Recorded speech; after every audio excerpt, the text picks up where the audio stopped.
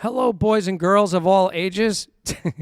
Welcome to the Monday night live stream. It is Filling in the Grooves, the Monday night live stream, episode 98. What? 98? How did that happen? I have no idea. It feels like, I don't know. It feels like I've done more than that. No, but 98 came up kind of quick. I started doing this podcast when it was more of like a playing and demonstration thing in January of 2020, I think. I don't know. And then whenever COVID hit and the shutdown hit, I forget. I'm losing time. You see what's happening? I'm getting senile. I need more espresso. When that happened, then I started doing it more regularly, and then it became kind of an interview show eventually. But we are up to episode 98, and I do want to plug episode. Well, I should plug every episode, but I do want to plug episode 100, which is on May 30th. Is going to be my good buddy David Garibaldi and Stanton Moore and Dave Weckl, all in the same night. So that should be exciting. Those hacks. So I'm going to have those three guys on. So that should be super fun. And I think we're doing some giveaways that night. And that will be very fun too, because as you know, we've been doing some very cool giveaways. Last week, we actually gave away a switcher, a Black Magic Design switcher with the partnership that I have with Black Magic Designs. So we gave away an A10 Mini Pro to some lucky winner, Dave Stanhope, some lucky winner, and I've given away practice pads, and coming up with the 100th episode, we're giving away a cymbal, and maybe some other goodies that I can't mention yet. But yeah, we're definitely going to do it. And I also want to mention that we just booked Omar Hakim on the show, so that's going to be very cool. He's coming up pretty shortly.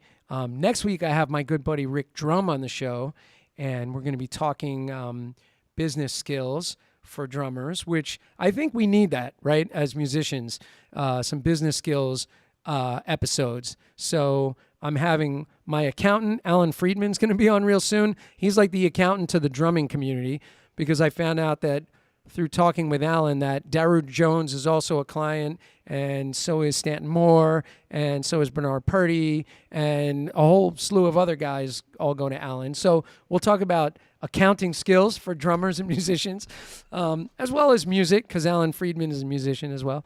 And we're going to have a lawyer on. We're going to do a whole bunch of business skills, so that's pretty cool.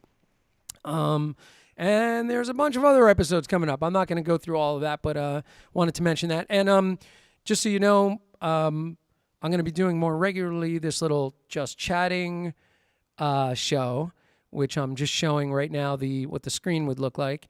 But where I just come on with no plan and just hang out and chat with people, which I think is a beautiful thing. I think my guest tonight does some of that, where it's fun to just go live and just kind of bounce some things around. And I think, I will have a little bit of an outline sometimes, and perhaps talk about technology, perhaps talk about drumming, perhaps talk about mindfulness and meditation, whatever comes up. Talk about coffee.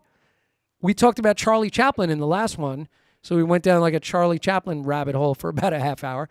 So anyway, that feature is going to be coming up really soon. So I also want to mention some companies that I'm really passionate about and that are very supportive of education, and that would be Sabian Cymbals, of course, Offset Pedals, Prologix Percussion, Vader Drumsticks, and Black Magic Designs, who's been really supportive lately. And I want to thank all those wonderful companies. And I think we should get into it. So tonight I have a good friend and drummer and educator. This guy is a southpaw, which I keep bringing up. We're going to talk about some lefties for sure. He's played with like a lot of very, very great musicians. And I will say that people like Wayne Krantz, Mike Stern, Tom Scott, Bob James, Robin Ford, Nathan East. There's just a great list, and some newer things that he's been working on. He's done these great drum festivals all over the world, so he's really an internationally recognized clinician, and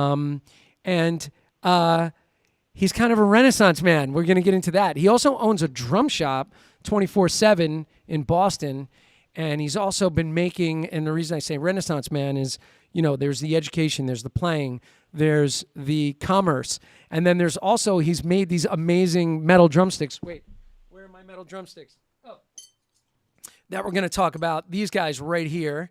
So we're going to get into that a bit. And he's just a really wonderful, warm human being from Italy, Bari, Italy. And he's also an educator at the esteemed Berklee College of Music, which is pretty incredible. So, and, a great friend to the drumming community. And he's also a live streamer himself. We're going to get into that.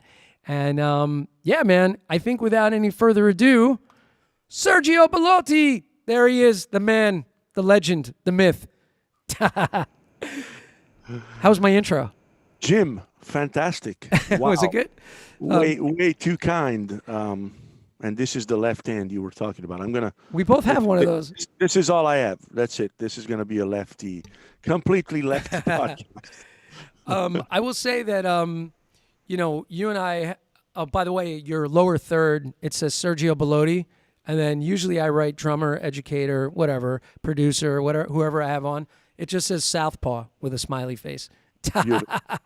So, I love it. So man, like you and I have known each other for a while, and I think our connection, of course, a lot of people's connections in this business, as far as the drumming community, is Dom Famularo. Absolutely. Yeah. Dom has been my teacher, and from what I understand, your teacher as well. And I am sure it was at a PAS or a NAMM show where Dom was just grouping people as they would come along and walk by. Come on in, let's take a photo. And Jim, this is Sergio. Sergio, this is Jim. Exchange cards right now. You guys should talk. And that's exactly what happened. Oh, my God. I mean, he's the glue of the drumming community. The global ambassador, is true, but he's the glue. The glue. Man, he gets everybody to stick together, and I would say that, and he's the magnet. Yeah. Because anywhere he's standing at a festival, that people are going to congregate and flock. Either they're going to tackle him because they've never met him and they want to talk to him or get an autograph or ask questions, or they're looking to catch his ear and get some advice, because there's always great advice from Dom. Absolutely. What a blessing it has been in my life to have met Dom probably 15 years ago at the Cape Breton Festival. And I was hypnotized. There's no other way to describe by his personality, his playing, his talking. I was just like, who is this guy? I need to, get to know him more, which I did. Got in the car and then the ferry boat. I went to take live lessons at his place, and that was a life-changing experience at a personal level and of course, for my drumming skills as well. Right. Yeah. I mean, he's always got the life lessons as well as the drum lessons, right? It's always, and he's the executive producer on my book, so he's been really supportive with projects that his students may have, and that was really a blessing too. So yeah, indeed. And I just got choked up. Not supposed to cry and scream. What's the matter with you? Back to you. Yes. One thing is that, you said stick together, and I meant to say pun intended, right? Because for a drummer to get people to stick together, and nobody else really does it the way Dom has done it. And I'm just grateful for not only what he did to me, but reading the amount of, testimonials, joy, letters of support. For those who are watching now, Dom has, been diagnosed with cancer. He just had a surgery, which went well. Thankfully went well, and he's going to come back stronger than ever. That's my best hope. I told him that only Dom could have scheduled a surgery on Friday the 13th, and that alone is a sign that everything is going to go super well. I, And yeah, man. I told that's him how that we was a see it. good omen. I said, I go the fact that that he's scheduled it on that day. I was like, that's a good omen. He's like kicking kicking cancer in the butt. Yeah, And exactly. yeah, exactly. And he's for those who are wondering, because people keep asking, he's doing really well as he can after surgery, and luckily my daughter works in the same hospital, so she's checking in on him. So I told him, I said we're gonna keep tabs on you. I'm gonna send my daughter up there to go check on you. So luckily she was able to go say hello yesterday and today. So yeah, so our buddy Dom is in recovery, for those from his surgery, for those who didn't know. And yeah, and so lots of warm wishes and big hugs to Dom and family, of course, as always. And thank him for introducing us and so many other drummers that I've met through Dom and his influence. So Yeah. and I believe it was at a PASIC, and then I believe we had known each other for a while, and this is kind of funny. Like, I got to I think it was maybe PASIC 2018. When was your clinic? 2017. 2017. The last time I did PASIC was 2017. 2017. 2005, 2009, and 2017. 17. Okay, so it was that one, 2017. Yeah. I get off the plane with Joe B, and we go down to like the waiting area by the cabs, and Dom's like, "Hey, Toscano, get over." He goes, "Listen, Sergio's doing a clinic," and he goes, "I need you to write out." True, wait. I remember this. Yeah. Wait, which tune? I was doing 50 ways to 50 leave ways your to love. leave your lover as a marching thing. So he's like, hands me a napkin and a pen, and he's like, "All right, start sketching this out now, Toscano." So I'm like writing out the sticking for 50 ways to leave your lover, which I thought was like so funny that as soon as I get out of the plane, it's like, "Here, go to work, do this." But it was really cool, and I got to see you before the clinic, and we chatted about that. I don't know if you ever wound up using it in the clinic. I don't remember.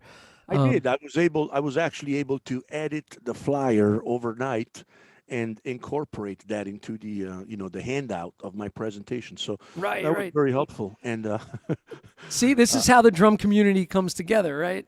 yeah. And I'm not sure if you actually were at the presentation, but I was there. One of the funniest things was that Dom was scheduled to introduce me, which he did. Yeah. And he spoke for a good amount of time, but a reasonable amount of time. 5 minutes. 5 minutes. He said his own things about me and about the industry, and he gave a nice, very powerful speech, as he always does. Yes. And then I walked up on stage and I said, and I told the audience, I said, "Sorry, I didn't really prepare much content because, knowing that Dom was going to introduce me, I figured you would talk for 45 minutes." And I only had 5 minutes left to demonstrate a couple of things. Exactly. And Dom loved it. He was floored by that. Oh, that's great. I also have to say, one thing that was great about that, and it was a great presentation, by the way. And I learned what you use to say what your vocalization is for flammacues. And I've used it ever since, because I never really had a vocalization for the flammacue. And I was like, when you were saying it, I was like, that's like so smart. It's a flammacue. It's a flammacue. And I was like, man, so I use that with my students all the time. So thank you for that. So that's awesome. And by the way, thanks for the save before when I got choked up and couldn't speak. And then I went to your camera and I put you on, and you saved the day. So I appreciate that. Yeah, man. So that was a great clinic, and those kind of things. Everybody, all of us friends in the drumming community are at each other's, events, supporting, and cheering everybody on. It's such a fun little community of guys. I feel like every single clinic, it's always the same group of guys kind of sitting in maybe the third row, And it's, like Jason Gianni, myself, Dave Stanhope, all the guys that come together. So it's such a beautiful thing, man. It is. It is the club, and now hopefully we're back live. I can't wait for next November. Actually, Yeah. there was a live PAS last November. I couldn't go, but I feel now, we're Yeah. totally in full swing mode with NAM and PAS, and I can't wait to reunite with the club. Yeah, man. I It's was really, it's there really brotherhood. It's a brotherhood, sisterhood like no others. like no Really. other. Yeah, yeah. I know. Everybody's gonna roll their eyes right now, but there ain't no bassoon clinics happening. There's no bassoon conventions where they're like swapping ideas, and it's the drumming community truly is a family, and that's the way we treat it. I was at PASIC this past November, and it was great. And Garibaldi performed the last clinic of the whole thing, which was unbelievable as always, and inspirational. So that was awesome to see him in person, this past year. And catch up because I'd been on Zoom with him for 2 years, but yeah, very cool to catch up, and it was really well attended. I mean, so I would think that this coming November should be a really good turnout. Back So, to normal. all you Hopefully. people watching in the chat that I see kind of lining up in the chat, I expect all of you to be at PASIC this year. And subscribe in the meanwhile if you're not a PAS member. You should join now and get the newsletter monthly, be part of the scene, and Yeah. there's a ton of good stuff happening within that association. And it's join in now and enjoy the benefits all year round, not just for PASIC. Right. Yeah, exactly. There's I local chapters too. There's a local chapter in Massachusetts. I know there's one in New York. So Yep. there's a bunch of mini events that happen. That's right. Connecticut has one, Yeah. and Florida. Yep. Yeah. Very cool, man. So I kind of want to get your backstory a little bit, and what I think we'll do is we'll go through a little bit of the backstory, and then we'll jump into the chat and just say hi to some folks, because we definitely have a few of the usual suspects and a few newcomers. It looks like in here, and Fav. Favicki is in here. We'll say John Pavicchia, another paisano. yeah. Free- We were on the phone today for a while.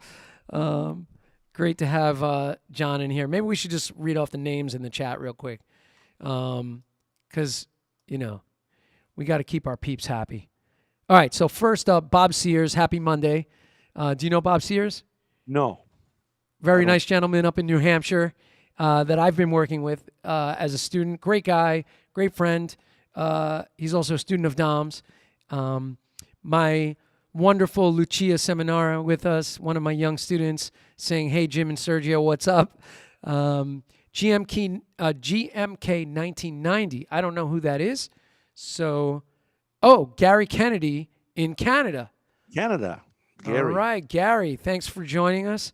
What part of Canada? Let us know. We've had some good Canadians on the show. I don't know if you know, but what we can mention. Jeff Salem and Stefan Chamberlain have been on the show.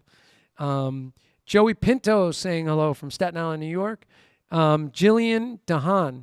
I don't know if I pronounced that right. Hi, Sergio. Wash hands, wash hands. Do you know Jillian? Yes, I do. Okay, Jillian, thanks for joining us. Thank you. Pleasure to see you here. Anthony Cusina in New Jersey or Manhattan, whichever address he's at today. Good evening, gentlemen. Sergio, what are some of the main takeaways that students walk away with after studying at Berkeley? Good question. Very good question. Should we address it now? Do you want? We could. I mean, you know what? Let's go, Anthony. We're gonna come back to you. Let me just go down, say hello to everybody, and then we're gonna come back to the questions because I have them all in the queue. Cassandra Cato Luis, great job, Sergio. Someone you know? Yes, absolutely. She's part of a beautiful event that we have every Tuesday night in Boston. I've been the drummer and the co-band leader at Slade's Bar and Grill in Boston for Nice. the past 18 years. And Cato is the hostess. She's one of the two hostesses that signs up people that will join in and play with us and kind of, entertains in between sets and songs. We have a DJ. It's a fun night. 18 years in the making every week. Other than the pandemic, we've been there every week for the past 18 years. On a Wow. Tuesday, on a Tuesday, and it's packed. So, Cato is clearly part of the success of that. Nice. Thanks for joining us, Cato. Bob Sears, go Dom, go. John Gill, hey Jim and Sergio, happy Monday from a righty drummer in Oneonta. We won't hold it against you. Exactly. Let's see, Lee Davies, best wishes to Dom, great work, Jim. Joey Pinto, God bless Dom. John Favicchia, great Dom story. Janice Samuel, who took care of my dad for a number of years, is hanging with us. Thanks for coming, Janice. I know you saw my mom today, so I'll get some stories. Joey Pinto, cool glasses. Thank you. My mom's in here. So my mom's saying, hello, Sergio. Cool. Mom's hanging. Hello. Excellent. She put up with my drumming my whole life. Bob Sears, PASIC, here I come. Yeah, you missed it this last year, Bob. I'm holding you to it. Next year, you better be there. So Anthony Casina, PASIC. Also, Dave Clive's Gretsch Museum. Do you know Dave Clive? No, I don't think I do. Great drummer and educator from Brooklyn. Great friend of mine. Saying greetings from Dave Clive's Gretsch Museum in Brooklyn. Awesome show. Newfoundland, Canada. Wow. Newfoundland. I just saw Come From Away. My buddy Larry Lelly is the drummer in Come From Away. And, of course, it's set in Newfoundland. So it was pretty interesting and inspiring. And all the musicians were on stage, which was really awesome. John Gill is a Berkeley grad from the class of 2019. Okay. Yeah. Online, I think, right? Right, John? What night at Slade's does this happen? Tuesdays, right? Tuesdays, every Tuesday. Bob, Tuesdays. Get down to Slade's. Bob's from New Hampshire, but he'll go. I'll be there tomorrow. There you go. Tomorrow. Jerry Mercer of April Wine is quite a famous drummer. Yes. And is he a lefty? I don't know. We're gonna have to find out. Well, all right. So we're gonna come back to the chat and the questions. Usually I do it later, but I figured it'd be great to say hello. So, Sergio. Yes. So Anthony's question regarding Berkeley, and the question was, what's the biggest One of the main takeaways. takeaways? Yeah. Well, first of all, I was a student at Berkeley between 95 and 98. So I'm going to address that from a personal standpoint. But then after becoming a faculty member there in 2002, so this year actually marked my 20th anniversary, maybe I can elaborate a little more based on how it evolved. And I'll try to be brief, but to me, when I was a student, coming from Italy, arriving in a place, in a city such as Boston with an amazing music scene, and in particular the Berkeley area, even at the time, already had 3,000 students. Now we're in the 6,500, 7,000 students. And then there is the conservatory, the Boston Conservatory, which is part of Berkeley, and the New England Conservatory. So the whole area is probably, as far as I'm concerned, must be the area in the world with the most concentrated musician population in the world, because of all these three big schools, which are, music and arts. And so the main point is really the amount of networking that one could do at the school. I mean, most of the work that I do now is still very much related to the connections that I made at Berkeley. So, people that were in my harmony class or ear training classes that ended up being producers or performers or being in the business side of things, and we're still all connected. There's a tremendous network.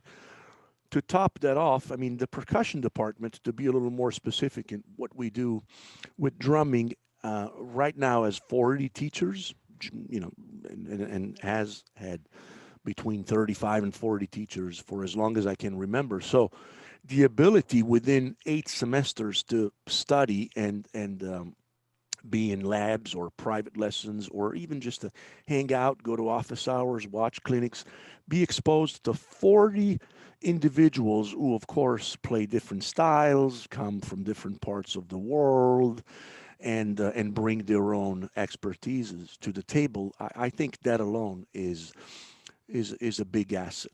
And then the other thing is that Berkeley, as the name says, Berklee College of Music. So unlike other institutions where one might focus on a particular instrumental skill, whether it's a bass institute or a drum institute, at Berkeley, every musician, no matter what principal instrument they declare, all of the students have to take the same core curriculum classes, which is ear training, harmony, some arranging, and ensemble music. And then, of course, private lesson on the particular instrument that one might choose. So it's a complete package. To me, it's like you get out of Berkeley feeling and hopefully being a complete musician, or at least understanding what it will take for you to continue on that journey. And really, I think this, for me, this sums it all up. It was my experience, and as I see the school continuing and evolving, I think it's still very much the case. The biggest thing to take is the complete round package and the Nice. network and the network. Yeah. And by the way, just as an offshoot, my student Stephen Guerra, you wound up meeting him, right? That Stephen is my student. yeah, and he's such an interesting kid because he wants to Unbelievable. play every single instrument first of all, and on his own he just started teaching him like all the brass and woodwind instruments when he was taking lessons with me, and then he was like, I need a marimba, I need a xylophone. He just started learning every instrument that he could get his hands on. He's really an interesting kid, and I'm glad that he's found his way to you. So Yeah, he has been with me. I think. Well, I don't, well, he signed up to be with me again, but he just completed 1 semester, and I had him as a private student, but also in my fusion lab and fusion class. And yes, he plays every instrument. He actually leads a big band right, at Berkeley. And every time he comes to lessons, he tells me which gigs he has played during the week and on which instrument. So he'll right, go like, tonight, I just got a call. I got a sub for someone at a musical, Broadway type show on baritone sax. yeah, But then tomorrow morning, I'm recording drums from 10 to 12, and then I got to play, flute or whatever else. It's incredible. I mean, he plays yeah, every instrument, and of course, because of that, his drumming is just superior because when it's time to read music, no problem. When it's time to memorize melodies, sing them, apply them on the drum set, he's definitely a good example of that complete package that I was referring to, where it goes beyond just the actual playing of the drums, but into the complete package of being a well-rounded musician. yeah. I He's remember when he was 6 years old, he had started with me, and very shortly after that, he learned. I taught him how to play late in the evening, and he played that for his like talent show at school when he was not even 7 years old yet. And I just remember like seeing the video of this little tiny kid that could barely reach the drums, playing like this gad lick, and the audience just being like, "What is happening? Why is this kid?" It's really Yeah. really fun. Well, maybe I can throw it out there. We made plans actually. I am sending him an old song that I composed when I was a Berkeley student and, Ah, and recorded on an album, but it was poorly sequenced. I did all the parts myself, and my chops on the keyboards are still not that great. But once I got into, in getting to know Steve and all of his capabilities, I said, what a great opportunity. So I I'm going to send him the files. He agreed to orchestrate it for the big band. And then in the fall or in the spring, these big band will perform at Berkeley, and I'll be a special guest sitting in on that song. So it'll be Nice. my song, but his arrangement with the entire, horn section and the whole big band thing, and it's going to be fantastic. It's going to be teacher student collaborations. It's That's awesome. yeah, yeah. I So remember I turned him on to Randy Waldman, you know, a while sure, back, and I think, and also things like Frank Zappa and all this stuff, and all this seeds that are planted in his head are just coming out in such a marvelous and interesting way. It's really, really quite remarkable. yeah, So. yeah, yeah, yeah. Cool, man. So yeah, that was a great answer. Anthony Cusino is very happy with your answer. By the way, before when our friend from Newfoundland mentioned Jerry Mercer of April Wine, he was just saying that he was also from Newfoundland as well. So that is very cool. We didn't know that. So very, very cool. So I want to. We'll get back to the chat in a little bit, folks. So I want to kind of just get a little bit more of your story. So how did you begin to even play the drums at all? What was the seed that got planted that you went, I want to do that? Yeah. Um, I do remember it very, very well. That's how powerful it was. I was about 14 and a half, maybe 15. And with my mom, we're in the north of Italy where my dad's family's from. We're visiting a relative, a cousin of my dad, or second cousin, I believe. But anyway, we're visiting with my mom, and while my mom and this other lady were having coffee, her son tells me, well, a little older than me, maybe 5, 6 years older. He tells me, come downstairs in the basement, of course, in the basement, the music room. This guy had a beautiful music room. And so he takes me down. His drum set, he was a drummer. His drum set was covered up. And he removed that blanket. And I'm looking at this thing, never seen a drum set close up like that. And I am already flipping out just looking at it. Then he starts playing a little bit, and I'm more and more. At the time, I was already into music. I would listen to a lot of music because my father and my older brother were big, big music fans. So music has always been part of the family. Big stereos in the car, collections of albums. So I was very much into music, but never into being close to the instrument. So once he started playing, I was like, oh my God. And then he said, of course, come, gave me the sticks. And I probably went boom, boom, boom. And that was it. I mean, I remember leaving the basement and telling myself there's nothing else that I want to do in life other than doing that. How old were you again? 15, kind of 15. late by today's standard. Right. But it was just that powerful because I remember telling my parents, please buy me a drum set. And we lived in a condominium at the time. So they said, no way, it's not going to happen. We'll buy you a bass, keyboards, guitar, whatever you want, but not the drums. Oh my God. I said, it's either the drums or nothing.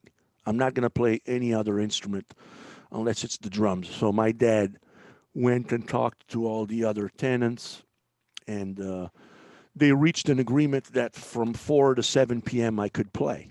Wow. And so at 3:59 every afternoon, I was in the ready position to attack. Yeah. Yeah. So, they bought me a used, it was a Hollywood, Meazzi Hollywood drum set that at the time Max Roach actually was endorsing those drum sets for a moment. And yeah, that was my first drum set, living room, and no teacher for a couple of months. So I actually played right-handed because I didn't know how to set them up, and I set them up the way I would see them on a magazine or a cover of an album. Right. And I started playing right-handed. Maybe I should have continued so, but who knows? I went to take drum lessons after that because my dad said, look, you do whatever you want in life. Make sure you do it at the best possible level. So right now, find out who is the best teacher in town. No middlemen. You got to figure out who is the number one teacher. And so I did, and I started taking lessons. Man, do you remember the actual feeling of when you picked up the drums from wherever you bought them from and brought them home? Like, because when you were talking about it, I felt that because I remember distinctly what that felt like that first day picking up the drum set of my first drum set. I I I do. I remember exactly the building in which I bought them. It was a guy that was living in a hotel, but hotel is a little bit of a stretch. It was a building where they were renting rooms. And it was not a very happy place. And I remember getting the drums from this guy that clearly was selling the drums because he needed money. Yeah.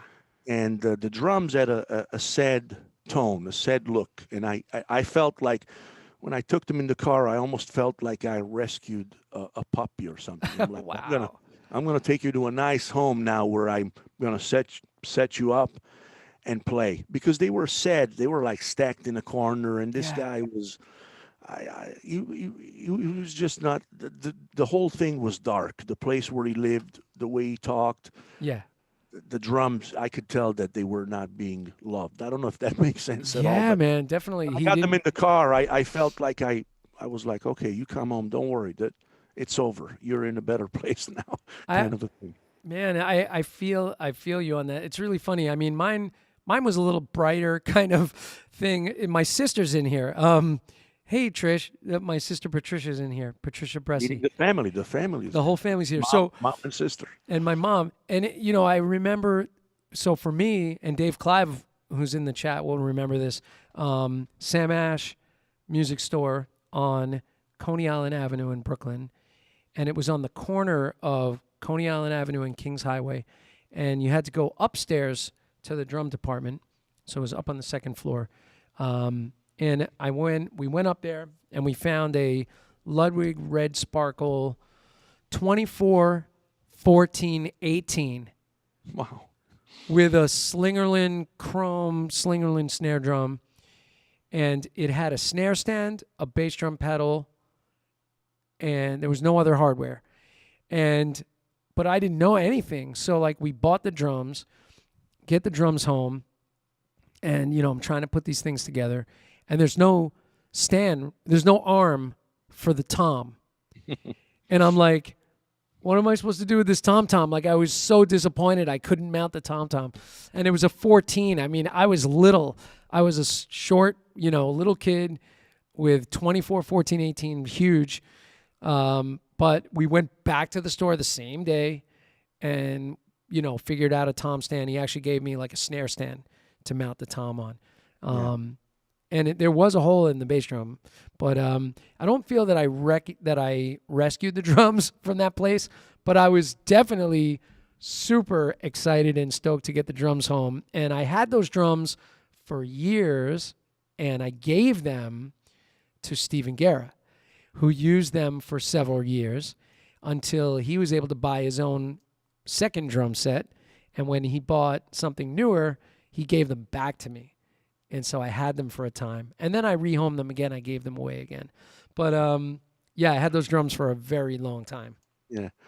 Well, I wish I could backtrack mine, but it'd be really impossible. But I was able to a couple of months ago while visiting Italy. I went to visit this particular individual, cousin of mine, second cousin, that he's the one responsible for, you know, the Spark. He showed me the first drum set.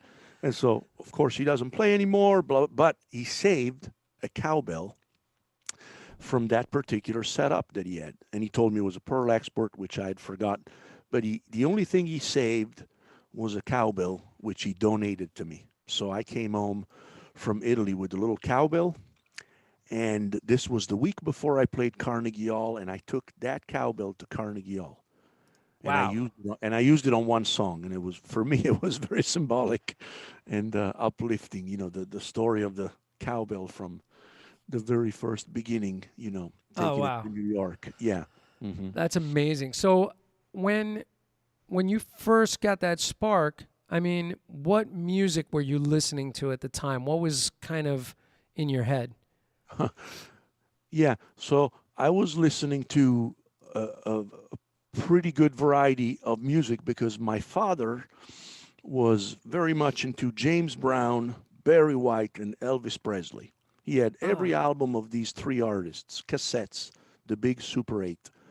So we would be in the car a lot, on weekends going places, and my father liked to crank the music pretty loud, and he would spend money on the stereo more so than the car itself maybe. For him, like the quality of the music was, so he had these big powerful stereos, and so I was listening to that, James Brown, Barry White, Elvis Presley. My older brother, we're talking, early 80s, so he was very much into the new wave, British invasion. And I got very much into that. So I was listening to the first band I really loved was the Police. yeah, And as you know, the first album was really um, kind of a punk album. yeah, Although they went into a different direction, but it had a lot of, you know, those were the beats that I was checking out. Stuart Copeland was my hero, and then Clash, and again these British groups like Joy Division, Psychedelic Furs, yep, New Order, um, and many more bands. Then I got into, at some point, formed the band, and of course, none of us could play much at all. Two chords, one bass line, and two beats. That's right. all we had as ingredients. But we had a ton of fun, and we were definitely playing pretty fast for the time. Punk music. So I got into Exploited and Minor Threats, Social Distortion, Ramones, Yep. a lot of punk, which I still love. Sometimes I'm in my car alone and I just put it on and I go, yeah. Yeah. Social distortion has kind of like that melodic thing underlying. If you think back to what you were listening to previously, in the beginning, you're from your dad's influence. It really has this melodic thing also happening besides the energy. Sure, sure. Pretty And to interesting. Yeah, to me, that melodic element. I don't care what style of music I listen to, but when there's a good song with a strong melody, it could be a country ballad or a heavy metal ballad Yeah. I mean, the Ramones to me were very melodic, Yeah. and sometimes with the groups here that we do, gigs and covers. Sometimes we might take some of those oldies, rock and roll punk songs and put a swing beat to it, and they're beautiful. I mean, the melodies are just there. Yeah. They Yeah. I they remember feel I had a student early on that was like, not that early on. He's a good drummer. He's an adult, 50-year-old drummer now. And he was playing in a cover band, and they had to do some Ramones tunes. And I was like, and he said, "Man, I just can't keep the tempos." And he's like, "I'm really struggling." And so I said, well, "Let me see what you're doing." And he's trying to arm the whole thing, so his whole arm is moving, and I'm going like, "Oh," I go, "You're using Noller technique." And he goes, "What's Noller?" And I was like, "No molar." And then I said, "You know what? If we divide up those strokes and we do some molar pumping, you'll survive a little bit better." So we worked on that to get him to be able to play the tempos, and then he was fine. But it created this joke of calling, when we see somebody really stiff and playing with their only the forearm only and no wrist motion, we call it Noller, no molar.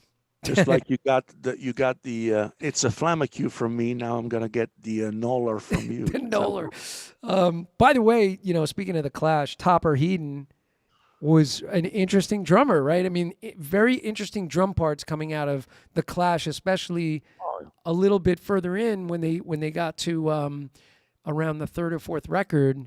the third album, Sandinista, the triple album. I don't know if it was the third, Right. but that triple album contains some incredible music that I encourage anyone listening to check it out. There's Yeah. reggae, ska, punk. The melodies are beautiful. The drum beats are no joke. Yeah. So I to this date, when I listen to it, nothing is to be taken for granted. Playing punk music was not easy at all. In fact, Right. I couldn't do it. I was really Yeah. over challenged. Yeah. Yeah. So let's see. Real quick, we'll check the chat one more time. The reason being is that I know what our schedule is. I want to make sure we get to everybody's questions. So there's No rush. a couple of people mentioning some things that I want to get back to for a second. Let's see. Let me pull up the chat window. Not just chatting. To chat. There we go. I pulled up the wrong window. Okay. So, oh, Pat Ross is in here. Hey, Pat. How you doing, man? I sent you a whole bunch of drum books today. So, Pat Ross saying, hello, Jim and Sergio. Hello, Zoom squad. Pat Ross is he's in Erie, Pennsylvania, and he's at a steel drum ensemble rehearsal. Pat Ross, I didn't know you played steel drums. So you have that in common with Jim Royal. Very, very cool. Nick Capullos, how you doing? I just saw you on Sunday for our dear friend Juliet's memorial, and he was mentioning missing persons too, which not some kind of punky thing, right? But progressive, and I mean, if you look at the personnel in the original lineup, of course, right, Dale and Terry. So it's like, but yeah, definitely an interesting and kind of early influence thing. Were you into missing persons at all? No, I didn't know them. In Italy, in the south of Italy, we had probably much more so of the British scene. Was not Right. as easy back then to get all these, at least the alternative music from the U.S. Of course, the mainstream we did, but when it came to these more obscure sounds, you have to understand that the kids that were listening to that music were the off kids. We dressed differently, and we were kind of the weird people in the school. Right. Which is the reason why I was doing it anyway. I wanted that. Yeah. Yeah. Yeah. I didn't want to. I was totally anti. Well, everybody's listening to that, not me. Yeah. Kind of a thing. So were you in the trench coat, sort of all black trench coat, boots kind of scene? Absolutely. Yeah. Yeah. Me too. Like for a time in the what was that? Late 80s or 90s? Mid 80s to late 80s. Yeah, I had Yeah. pins, funky belts, buying used clothes. Went to London when I was 16, and I came back with a bunch of psychedelic shirts, things that in Italy, especially in Italy, we would definitely get the look. I mean, you would walk down the street and people were like, oh my God, wow, Yeah. Yeah. poor Well, kid. I hope he finds his own way. same thing here. I mean, in the village, in the West Village, and the East Village, there were, shops everywhere that were used clothes and, all kinds of funky stuff. So music and sort of the fashion is sort of the uniform of the music, right? So it's like that way everybody can identify what scene they're in. If you were a metalhead, you were dressing a certain way. If you were into the punk and the new wave kind of scene, you were dressing a certain way. Yeah, so funny. It was a lifestyle, not just musical choices, but a lifestyle. Yeah, sure. indeed. And you were living and breathing it in every way that you could, And then you get the guys that are like, poser, you're a poser. Yeah. Remember that? Cool. So let's see. I have two more questions, and then I want to get some more of the story. So Lucia says, Sergio, what is your most memorable show that you've ever played? Most memorable show. And we'll say on the positive side, because I have a follow-up question to that. Yeah, right. It could be for what reasons? Yeah, exactly. To be memorable. I think I played a duo performance in. It was actually a full band in Milan 2 months ago, and but at some point in the audience, my best friend and fellow bandmate, we have a group together which we have had from the Berkeley days. We formed it in '97, so we have been playing together since '97. He happened to be in Europe at the same time because we were teaching in Switzerland, so he came to see my gig in Milan. He was not on bass on the gig, but he was in the audience, and of course, I called him up on stage, and we played some that we normally play with our group, but we did a duo version of it, and we had not played the song in maybe a year and a half or 2 years. And we didn't talk about it. We didn't say anything. And it was just like two old friends, very good friends, having a conversation. And I just closed my eyes, and so did he.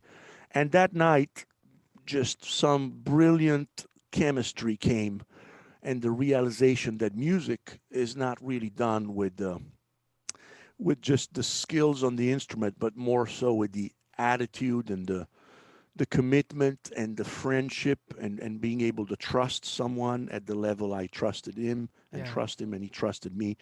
And despite, the rest of the evening was six-piece band, and we had songs that were arranged, that moment to me, I'm not going to say that it's the most memorable of my life. I've been playing for 35 years. I would have to really, I think it's the most recent memorable moment. I think sometimes some emotions might fade with time, but this is how I feel now about, something that was totally non-scripted, and it came out so beautifully. Wow. Oh, that's really nice, man. Yeah, and duo music is a little off, playing bass and drums in front of an audience that just went there to hear vocal music. It was a mainstream type gig. We had two vocalists and a horn.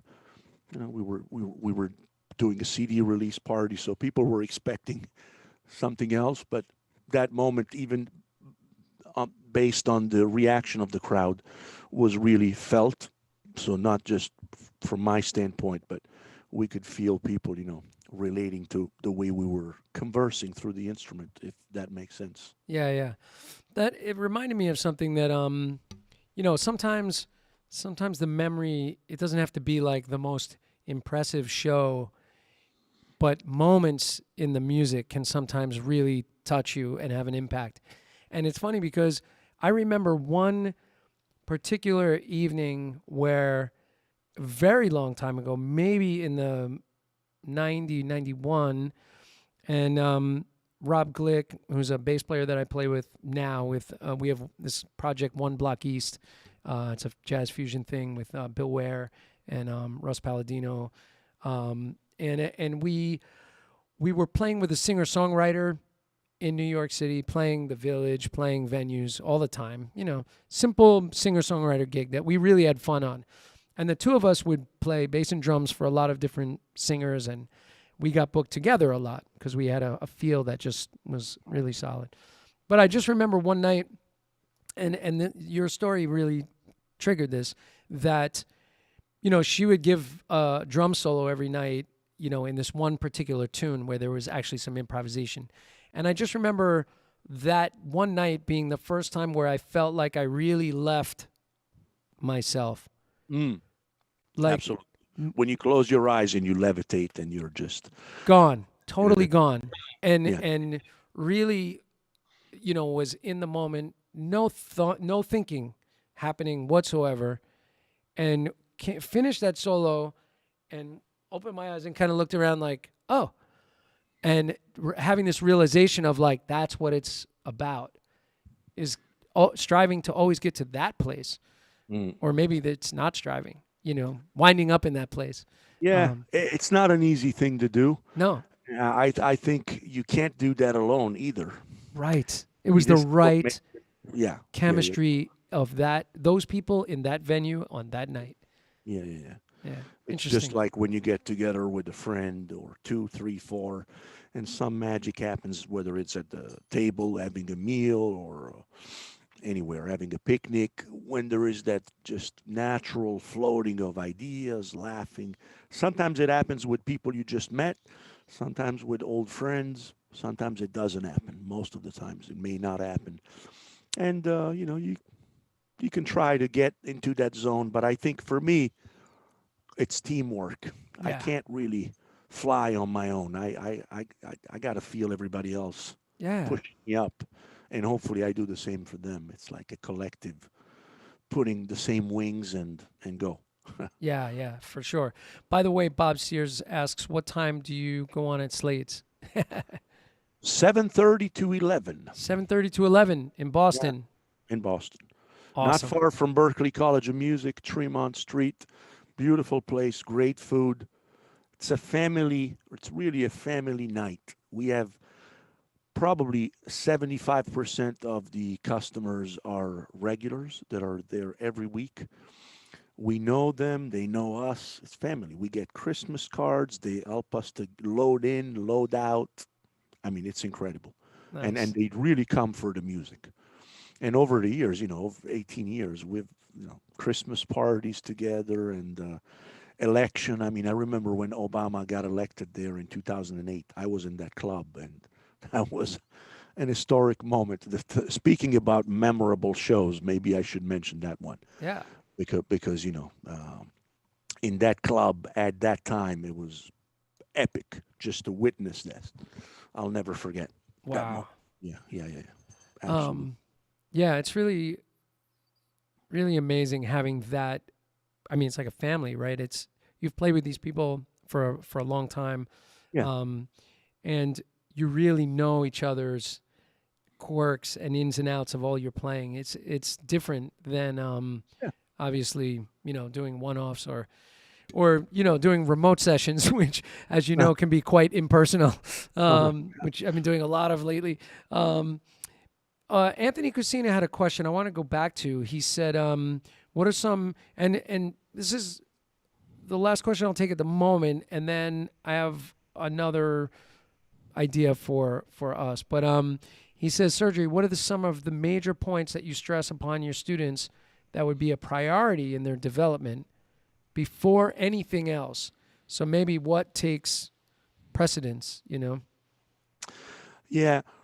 So first of all, my main goal when I teach someone is to make the learning assignments and experience fun and and rewarding at the same time. Both elements have to be there. I want to make sure that when a student leaves the classroom, he or she feels that is taking something home, but something that was fun to do while we did it together in the class and will continue to be fun. Kind of like, now I want to go home and do some more of that. That is the main element because if I can't inspire the students to have fun with the material, then chances are that they will lose interest, whether it's dropping out of my course or, if it's private students here at the shop, they may never come back. Right. So I'm trying to really relate to where they are in that moment, the music they listen to, every concept that I would want to teach my drummers is to be found not just in the music I like, but in the music they like, whether it's timing, feel, sound, technique, dexterity, polyrhythms. I mean, even polyrhythms. I could teach someone polyrhythms listening to Kool and the Gang because there are songs where you hear polyrhythms even in pop mainstream music. So it's not about the concepts and forcing them into the music, but it's like, let's have fun. So I always play along to music with students every lesson. And then working in the first portion of the class on sound and technique. The techniques, I always use plural, to me are extremely important because if the students can't express themselves and do what they want to do on or maybe the ideas they hear, then the frustration element kicks in and therefore it's not fun anymore. So I want to make sure I address the fact that they can have a certain facility around the kit, but more so have a good sound. Yeah. I always tell them if a singer writes a beautiful song, maybe great melody, great lyrics, but the voice is not in tune or it's a bad voice, who's going to listen to it? You might be a songwriter, but not a vocalist. Right. Same with the drums, violin, saxophone. Sound is key. I like to for the students to get into as much as possible, get a good sound, and that takes time. In the meanwhile, we're going to have fun. So, if I can interject a little bit of reading and technique, all the things that typically are not as much fun, that's okay. Eventually, I'll capitalize and cash in on that. But in the meanwhile, it's like I want to see them going home like I'm Yeah. a Yeah. drummer. I want Yeah. to Yeah. play. Yeah. and then come back the next week with the same attitude. To take a quote from Dom, we have to aspire to inspire, right? So it's like if we can inspire somebody, to work at it or play, all the other stuff will fall into place eventually. Like I feel like even students that, I'll get an older guy that comes that is like, I don't want to learn how to read. And it's like, all right, yeah, no problem. But little by little, they wind up realizing that when we're sneaky about it, we kind of sneak in the tool and they start realizing that it's actually a really helpful tool. And they're like, oh, well, what is that? And then now they got the bug and now they start trying to look into it, so we can trick them into those skill sets, Yeah. Lately, I've been telling my students that reading is actually something you put time, energy, and commitment into it to make your life much easier later. And it's absolutely true. I mean, there are some gigs that I've done that I would have not done if I couldn't read. But most importantly, I would have had nightmares at night about not being able to remember that ending in front of 2,000 people or Yeah. at Carnegie Hall, whatever is the case. You know that you got your charts and you're a good reader enough that you can function at the first rehearsal, then get better, and then by the time the show comes, hopefully you don't even have to read anymore. But those blocks have been instrumental for you to get the music solid Yeah. and get so it's actually you work hard and then you enjoy. You don't have to stress about it anymore. Yeah, Instead for of going sure. like, oh, I wish I could read, kind of thing. Right. You know. Mm. I want to mention, about the business because, and how do you juggle everything? Like from being a teacher at Berkeley, owning a drum shop, doing gigs, being a private instructor as well, doing some producing and writing. So, I mean, how do you juggle everything? How do you make it work? And having a family And two having a family. a wife and two daughters, which are a big part of my life. Me too. Wife and two daughters. How old are your daughters, by the way? 20 and 19. Okay. Yeah. In July, they'll be 20 and 19. They're 1 year apart, both in college. And Terry's a drummer, professional drummer, my wife. That helps a lot because she's very understanding of what I do and vice Yeah. versa. So some nights she's rehearsing for something and I'm doing my thing, recording or arranging, whatever it is, and we totally get it. Yeah. So that's a big plus. But to go back to your question, and this is something that most people that know me and all the things that I do sometimes even joke about, when do you sleep, Yeah. kind of thing. And actually the answer is I sleep religiously every night 7 to 8 hours. Most times I do my 8 hours, and I even take a nap, believe it or not, every day. Oh, nice. If you don't believe it, you can ask Terry. Every day, unless special circumstances arise, I'm able in between jobs to lay down, fall asleep within seconds, sleep for 20, 25 minutes, and then get up and feel like I put the phone back in the charger and I got more juice Yeah. to go. So, but one thing to be said is that all the jobs I do are related. And one feeds the other. Some of my clients might become my students or vice versa, or they would come to my Tuesday gig, or some people see me playing at a club. Wow, I've always wanted to play the drums. Well, you still can. Here's my card. Yeah. And they might come for lessons. And then, of course, if they come for lessons and they have that fun that I was talking about, it after graduating from the pad, they'll need a drum set, and perhaps they'll buy it from me because I happen to sell drum sets. So in a way, the jobs are all connected. I think that makes it much easier. And just to sum it all up, I would also say that for some reason, doing the same thing over and over doesn't appeal me very much. Even if sometimes I wish I could only do one thing and get really much better at it, at the end of the day, it's not working like that. It's just, I like my days with a little bit of teaching, playing, and then picking up the phone, checking my Reverb website, and Right. or an appointment to sell cymbals to someone. I mean, to go back to what we said before, the joy of seeing a kid. The best sales in the drum shop is when the young kid with the parents comes and buy the first drum set. Yeah. Not the ticket amount of the sale, but loading up the van, the truck, and seeing the face Oh my God. on a kid that gets his first drum set. That alone fueled me for 20 years plus to have the drum shop open. That alone. Nice. Never mind, the DW kit. Of course, we want to sell that to the pro because it's a big sale, blah, blah, blah. You wait 6 months. Oh my God, it's beautiful. But Right. the used Tama beat up Rockstar that from the 80s that you pack up in that van, and the kid that is just like looking at the drum set like, my God, I want to hug you now. Yeah. It's so precious. It's so precious. Wow, man. Yeah, that's amazing. I've had the experience of I don't sell drums, but connecting former student with a new student, or finding a drum set for a student, and then helping out, going to get it, bringing it to their house, helping them do a setup day. So what I would normally do, people come to my studio, so I would say, hey, we'll do the lesson at your house. I'll bring the drums. I'll teach you how to set them up. We'll tune them. So those days are always so fun, watching them light up and get that first drum kit, for sure. Absolutely. Brings you back to that moment that we talked about before. 100%. Yeah. Cool, man. Well, if you any dark cherry fade Tama drums come through, let me know. Okay, I'll keep that in mind.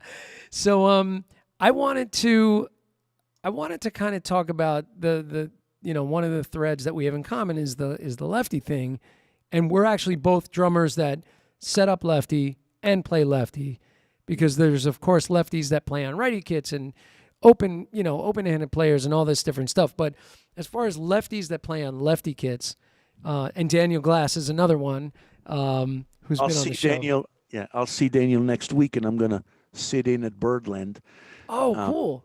And he's always happy when I go there because, of course, he's like, hop. He doesn't have to, move anything.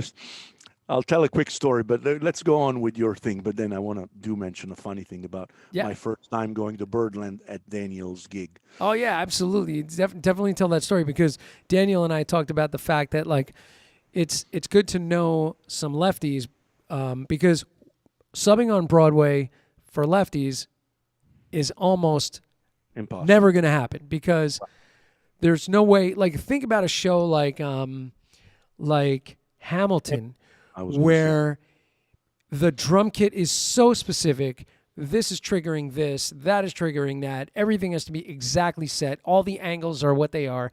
You cannot change anything, right? They're not going to bother with changing for a one-off. Yeah, and there's no way, even on something like, I remember hearing stories about when Tommy was doing Lion King, and he had a list of subs, and Tommy's a very tall guy, and he had a sheet of paper that said things you can adjust, and it was something like floor tom leg, snare height, and then things you can't adjust, everything else in big letters. So it's like it's not happening for lefty drummers. So Daniel and I always laugh. We're like, if you get a Broadway gig, then I'll be your sub. If I get a Broadway gig, then it'll be, because we would have to get it from the ground up. You know what I mean?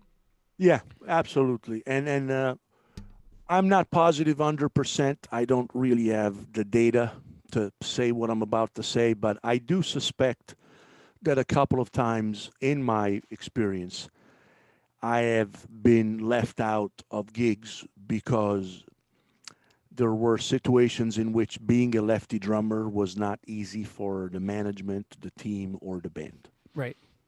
And it's still a very small percentage. I'm not complaining, and I'm not even positive that that's the case. But I think there's been a couple of times where, when you play festivals, multiple bills, and sometimes the turning time of things is rapid, or you get to a couple of places where they didn't really read the rider and they set them up righty, and then you tell them, by the way, and then the techs are like, oh my God, they start adding that edge on the bandstand. Sometimes I think, it could have, it created some unnecessary tension. But um, the good thing, I always look at the positive.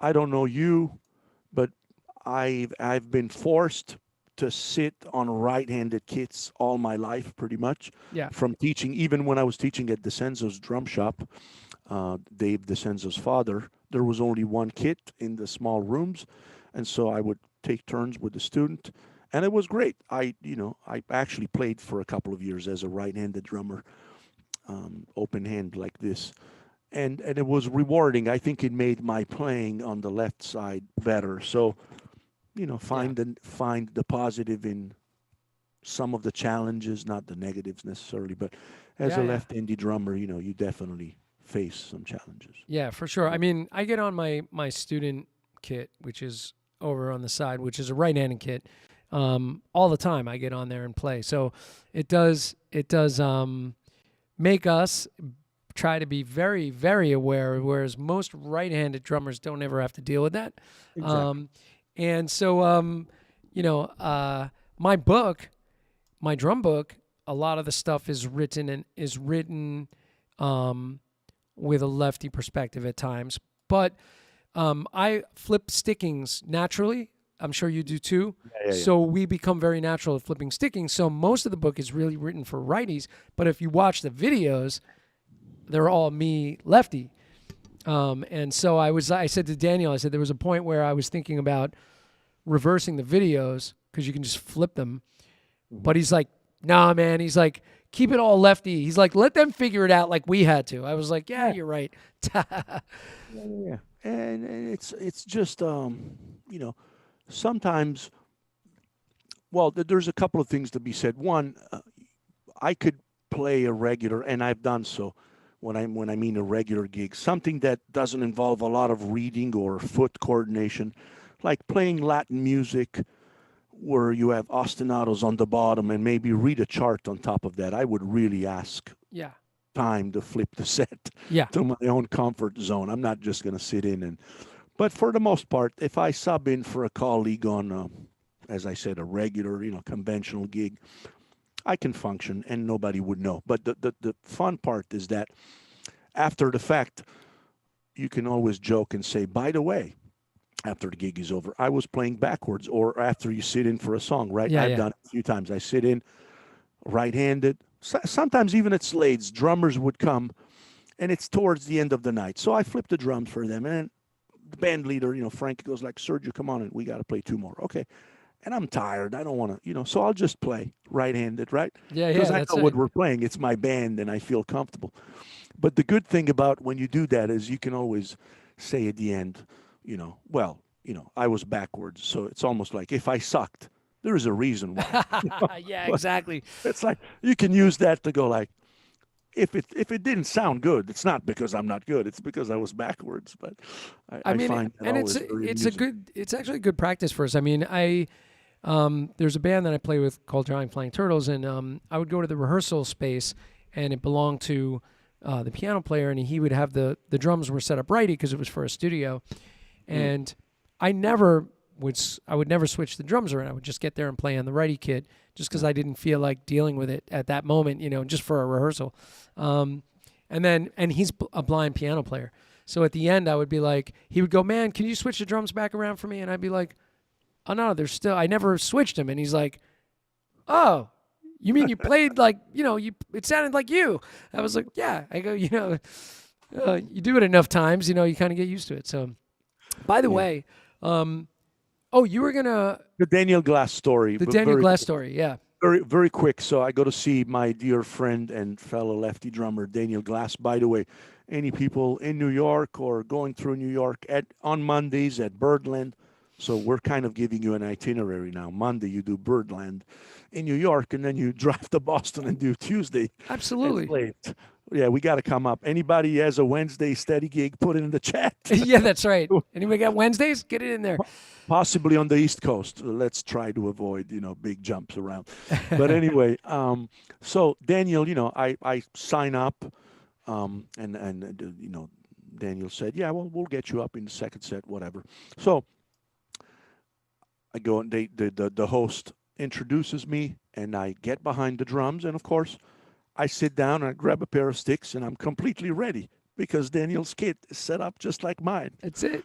And Jim Caruso, the host, who is a wonderful host, he's talking and saying jokes and buying time because he knows that when there is a drummer sitting in, he needs to buy time, like 5, 10 minutes for Right, for the the whole switch. the whole switch. And Daniel goes like, "We're ready, we're ready." And Jim Caruso turns around and goes, "What do you mean you're ready?" "Yeah, we're ready. It's Don. Sergio's a lefty." So That's one, awesome. two, and we start playing the song, and that was such a fun moment. It really was. Oh, that's great.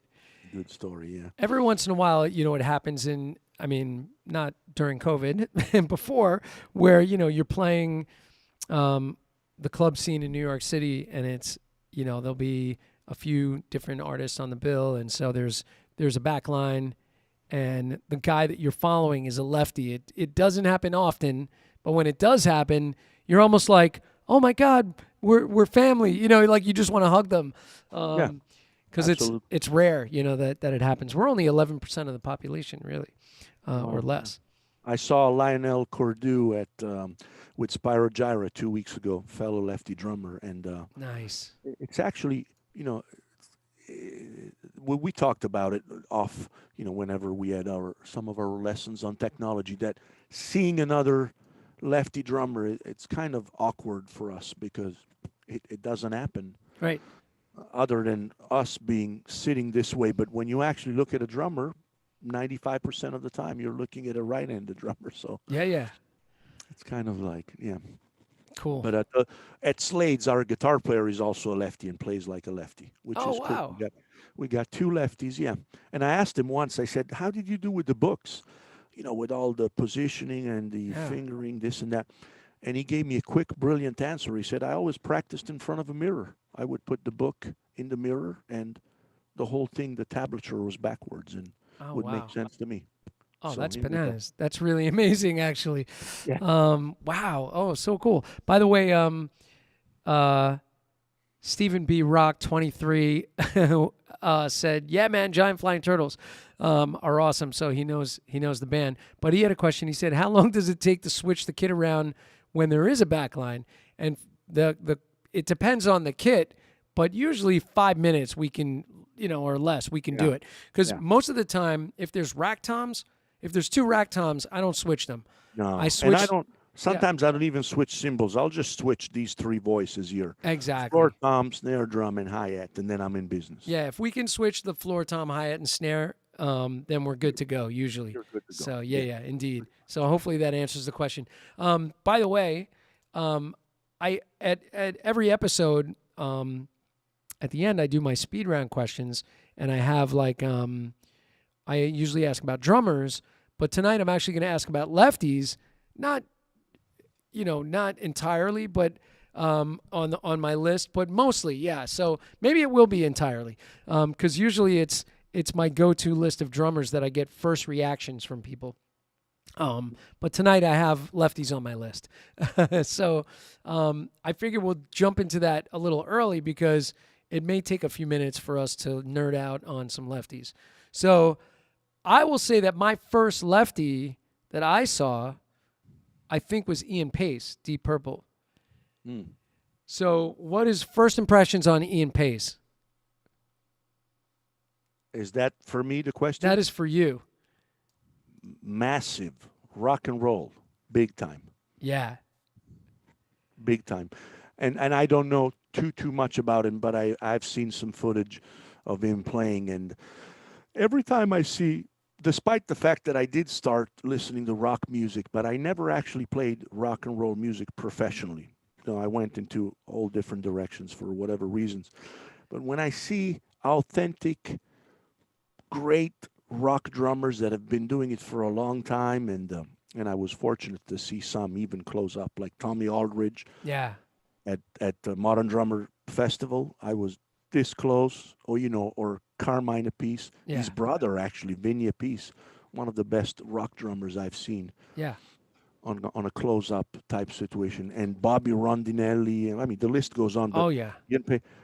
yeah, total respect. To me, they play like Elvin Jones with the same intensity. It's just a different style. But It's just a different style. Yeah, I agree. I compare a good rock and roll drummer to a great jazz drummer or a great funk drummer. Yeah, They're Ian all the same. Pace definitely has that energy, man. Like the first tune I ever heard was this tune Burn, and it's all hits with drum solos, and most of it's snare work. I mean, it's really swinging, like really super swinging. So Ian Pace to me was that first guy, and my second one, and somebody in the chat already yelled it out, but Rod Morgenstein was my second.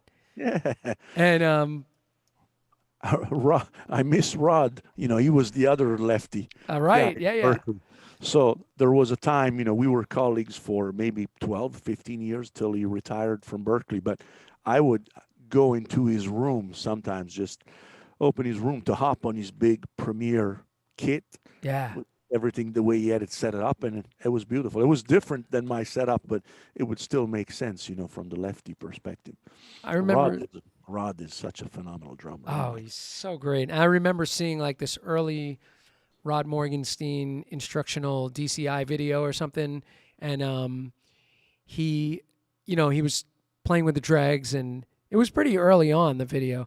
But there's a part where he was, he's playing, and his enthusiasm on that video is just so great. And there's a part where he's talking about, when we get featured a little bit, and he was like, those times when you get like, yeah, drummers, it's us, it's all us. He's like, he was so animated and excited. So I love that Rod Morgenstein instructional video. So if anybody's hasn't seen that, definitely seek it out. It's probably on YouTube, but I have it on videotape. Cool. And his book, Drum Set Musician, to my humble opinion, is the best book for beginners. Yeah. To teach drums from ground zero is super well structured. The tracks are great. It makes sense. The chapters are divided beautifully. Right. It's one stop for us, all the kids that come here through the shop, and we have to, get them through the ropes of learning the first beats. That's my book to go. Fantastic. Yeah. By the way, Stephen B. Rock, 23, again said, do you ever play kits with two hi-hats? So my answer to that is a kit with two hi-hats. So there's a hi-hat on my left and on my right. It doesn't have the pedal on it, but I did, for a while, I was playing on a kit that was completely mirrored with hi-hat on both sides with functional pedals. But very, very common these days to have X-hats, sort of. How about you? Yes, I've done it on my kit a few times. Not the remote hi-hat, but just a second hi-hat in the closed position. Right. But I must say that at Berkeley, my teacher and dear friend Skip Haddon, Yeah. I know he had been doing that even before I got there. But so in '95, he already had in his room a kit that anybody could sit and play because it had double pedal, the snare in the middle, and the two hi-hats. So we didn't have to switch anything. I could sit at that kit and play and function in the class. That made me feel very welcome. That's nice, man. Obviously, he was ahead of his times. That kit was a Yamaha Dave Weckl model. The cherry red. Right. Beautiful set, and he had made it so that boom. Ambi do kit, right? 100%. Ray Levere saying hi. Ray's going to be on the show soon. Thanks for joining us, Ray. Nick Capullo said Ian Pace had hands like Buddy. Great feeling time. He did have hands like Buddy. You're right. And John Gill was talking about Frank Pellucci. He's an awesome lefty drummer from Long Island. I know Frank Pellucci. Although, why did it not occur to me that he's a lefty? That's funny. Me neither. I didn't know. Is that true? Bellotti. I Yeah, don't know. maybe. Nick, can you confirm that? Well, if John says it's true, I believe it. But all right, so wait. Here's our next lefty drummer. So we have to mention Phil Collins. I was going to say that's the first one that I checked out because he was already, big star when I started playing. Yeah. Great player, playing Gretsch, playing single-headed drums, Melodic toms, yeah. melodic toms, and singing and playing. Even during the early Genesis days when he started taking over the vocals, he was playing full-on drums and singing, which is crazy, and crazy good at it. And I know his health is not well anymore, but there's been some recent videos even where, before he really couldn't play anymore. His son is playing the band is not playing anymore, but yeah. And also his daughter is a brilliant actress, Lily Collins. Oh, right. If you guys are, into great TV shows, movies, whatever you want to call it, and episodes, there's this Netflix series called Emily in Paris. Yeah. Really beautiful. And she's the main actress. She's great in that. She's great. She does wonderful. I follow her on Instagram. She's really a brilliant girl and very active in the movie industry. It's she's funny. Keeping the legacy. The Collins name is there to stay. Yeah. And, speaking of actresses, of drummers, relatives of drummers, Tori DeVito, right? Liberty's daughter is extremely talented, great actress. No longer on the series that she was on, but she, looking at other avenues now and getting into movies and stuff. So great actress. I just want to mention a couple other guys because we're getting towards the top of the half-hour mark. But Carter Beauford, I always pronounce that wrong. Carter, another lefty, but not on a traditional lefty set. No. Carter plays on a right-handed kit, open hand. Yeah, and he is a true lefty, but playing right-handed. And then you get somebody like Simon, who's riding lefty, that's playing open-handed, that's not actually a lefty. I believe that he writes right-handed, and that it was really a discovery thing, and going through sort of getting influenced by Billy, Billy Cobham, and so as far as the true lefties, he doesn't really fit into that mold, but we have to mention him. Right. So yeah. There's a Facebook group called Lefty Drummers Rule. Oh my God, I didn't. It's ran by John DeChristopher. And Yeah. you should be part of it because John DeChristopher runs it. He's a fellow lefty, like plays on lefty kits. And you should be. I thought you were already in. I am. I belong to that group, and I forgot to share the post to the one group that I really should have been sharing to is that one, and I didn't. We can post the after effect. Yeah, for sure. We have to post it afterwards. Oh, that's so funny. Oh man, where's my brain at? Other drummers that you know of that are true lefties playing on lefty kits, offhand, anybody that you could think of? John Lemkin out of Baltimore, and he was my roommate in college. He's still very active. He played with many great jazz artists. Burning drummer. Check him out. John Lemkin, Lamkin. Okay. Yeah. Isn't Dennis Wilson? Lenny White. Of course, Lenny White. Although Lenny plays on a righty kit. Doesn't he? No, I think Lenny plays on a lefty kit. Oh, he was just on the show, by the way, recently. Unless he does both. I think that he does. I think he's more of like leading. He is a lefty, but I think he's on a righty kit traditionally. And everything I've seen of Lenny, all the footage I've seen of Lenny, he's always on a right-handed kit. But I had him on the show recently, and I'm going to get out to his place, and I will definitely check that out. You'll be able to tell. Yeah, for sure. There's a guy named Mike Pointer that played with the band Marillion, which was like a progressive metal band. Mm-hmm. He was a lefty on a lefty kit. Didn't Dennis Wilson from the Beach Boys play lefty on a lefty kit? Don't remember. Interesting. And I have seen the Beach Boys documentary, but I don't recall. See, we wouldn't notice because we We might not notice. I mean, I shouldn't say it. Sometimes I don't notice. Yeah, right? Because sometimes it's just like, oh, it looks normal. So you don't realize. Sometimes it looks completely backwards to me. Yeah.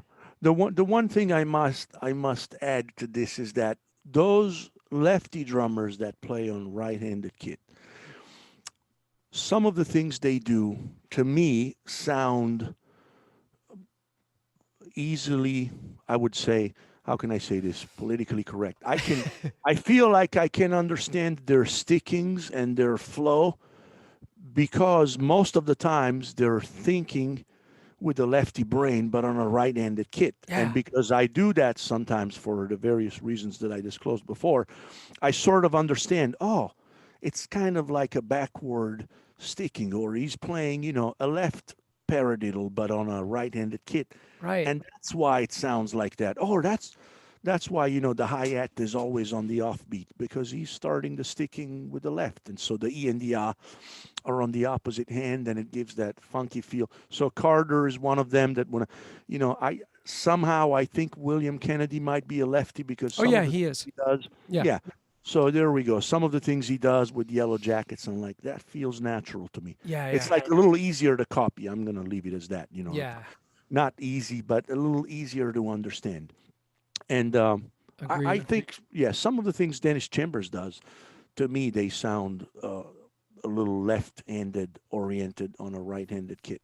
Yeah, I that's haven't true. asked him about it, but some of the things he does when he start grooves on the hi-hat, it might be that he's playing. And now, you don't have to be lefty to start something with the left hand, of course. If you study stick control, every exercise is a 100%. mirror image. So as much as we study the other side, so will the right-handed drummers. But truth of the matter is, sometimes we use more the dominant limb. But Yeah.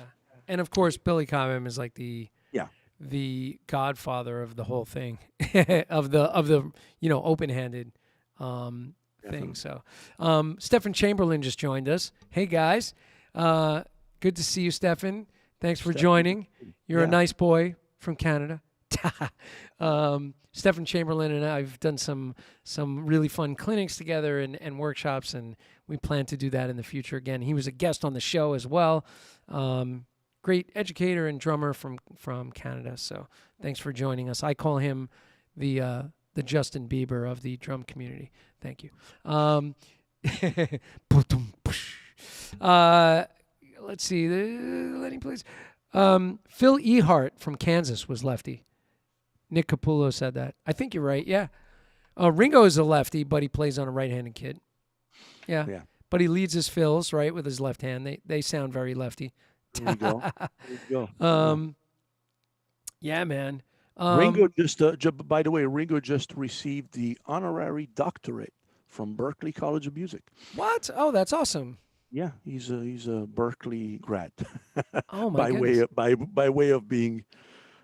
way of being Ringo. Yeah, they just it's on my wall on Facebook. I posted the video, which came with a Berkeley newsletter. I actually heard about it last week. I was at the graduation and the commencement, but this morning they published the official video in which Ringo is saying how excited he is to receive his honorary doctorate from Berkeley.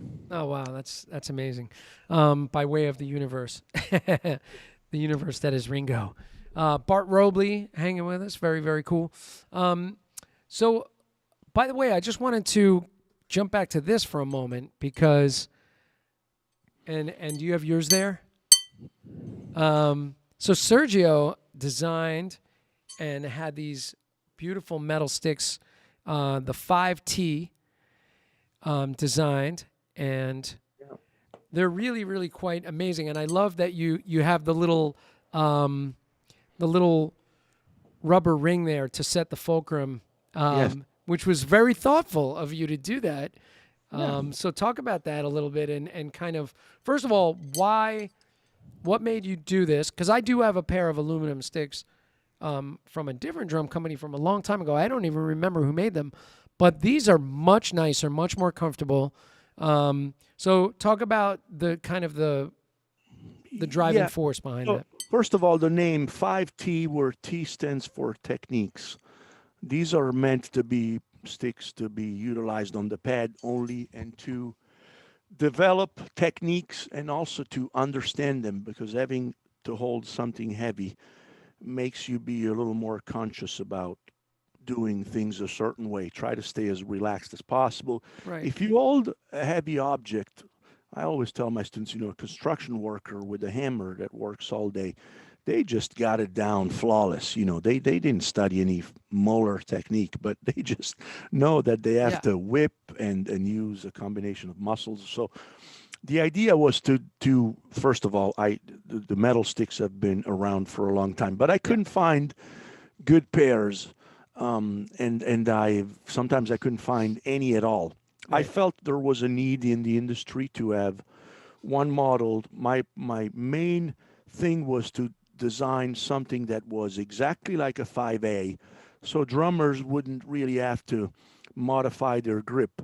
I went to a show and I saw another company making them. I won't mention their name, but they were really, really thick. Not Uh, only metal, but they were gigantic, and they came in all colors and all sizes.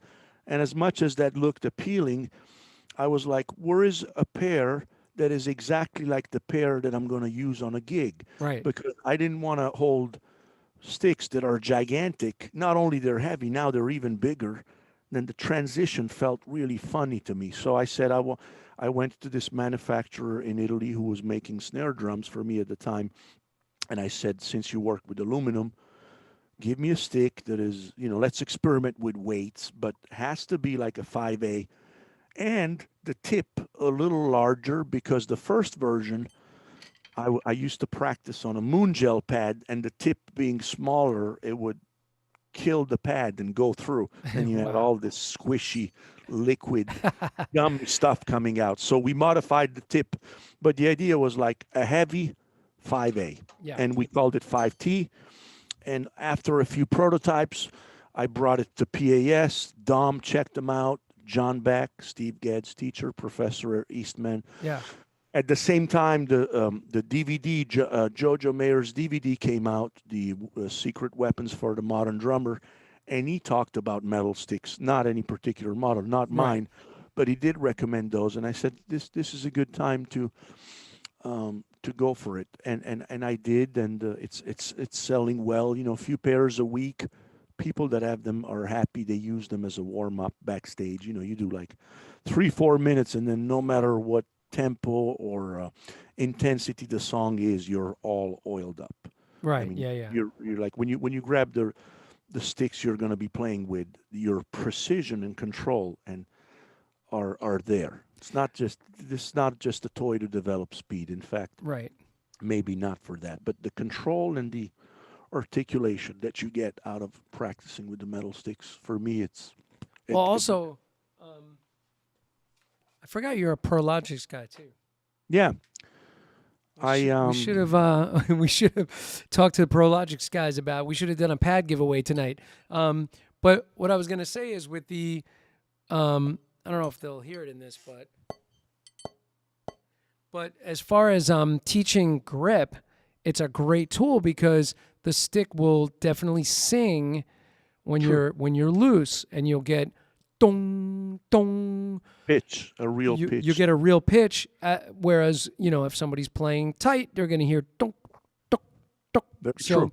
it's a great tool for that as well, and for the ear that's not hearing it in the stick yet, because I feel like students will eventually they'll hear it in the stick, but they'll hear it in your aluminum sticks immediately if the grip is correct. Yeah, absolutely. There's lots of positives in using them. Yeah, Having yeah, them in the stick bag, and sometimes it's there for you to warm up or work on particular technique exercises and build endurance. You would definitely build endurance. yeah, for sure. And it's pretty interesting to do. We do this exercise 8 on a finger, right? So doing 8 strokes with the pinky, with the ring finger, with the middle finger, like doing finger technique. It's really interesting tactically, and having the weight for that. So you can Yeah, definitely develop that pinky, guys. This yeah, muscle right here, which is the largest muscle in your hand, yeah.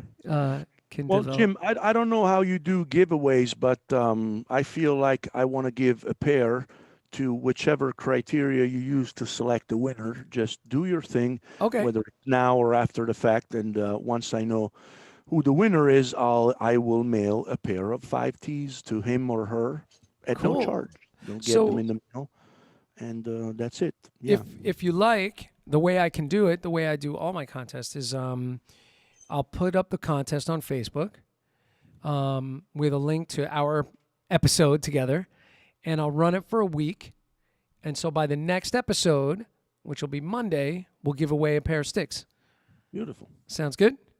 Sounds then, good to me. And then I'll just Consider it. email you the winner and me the winner, and we'll get together and we'll do it.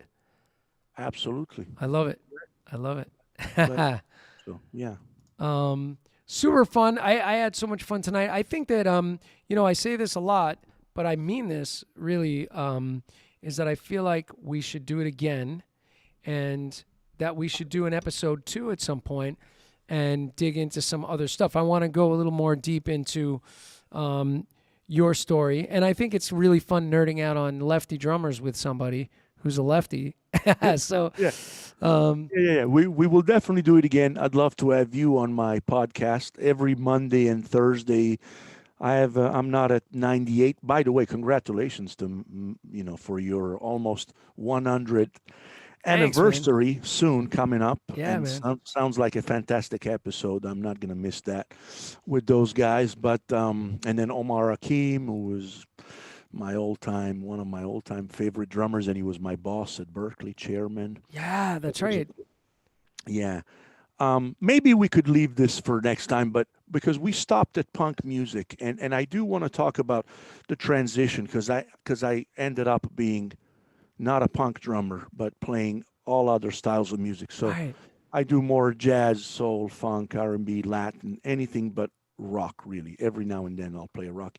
And I want to talk about that because Omar Hakim is part of that story. And, so maybe we can do it after his episode the next time. I'll definitely be there. I'll send a message while you guys are talking about it, because most likely some other drummers will mention which album Omar Hakim played on that maybe changed their drumming career forever. I know it did for me. Yeah. So I'm really excited. Everybody watching this, mark it down, June 16th.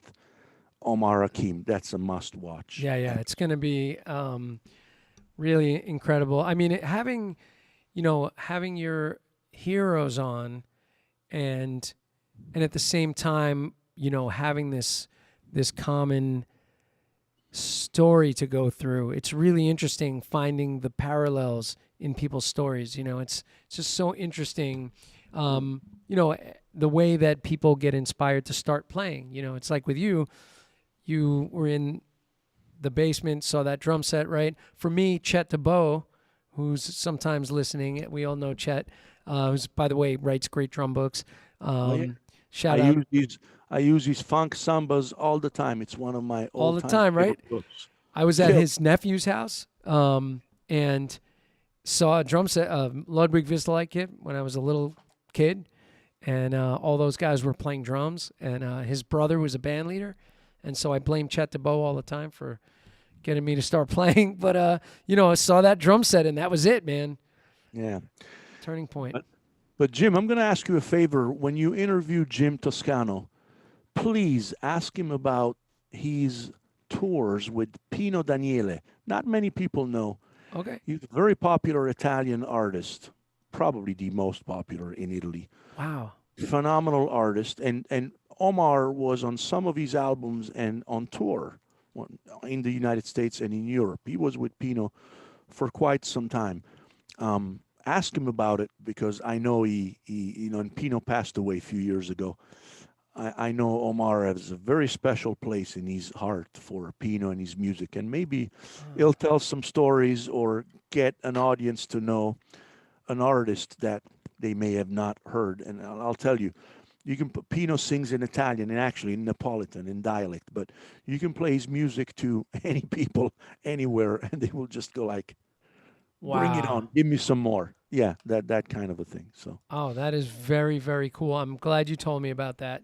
Pino Daniele. Yeah, yeah, I'll yeah. write you privately if you need the spelling of the name, but it'll be fun. And if I'm there, I'm planning on being there. If you don't, I'll say it. All You right, know? sweet. Yeah. By the way, just last shout out to Gary Weiss. Gary's a drummer here in New York, plays with Gloria Gaynor and Darlene Love, and he's a lefty also. Holy moly. Oh, Yeah, Gary, thanks for popping in at the end here.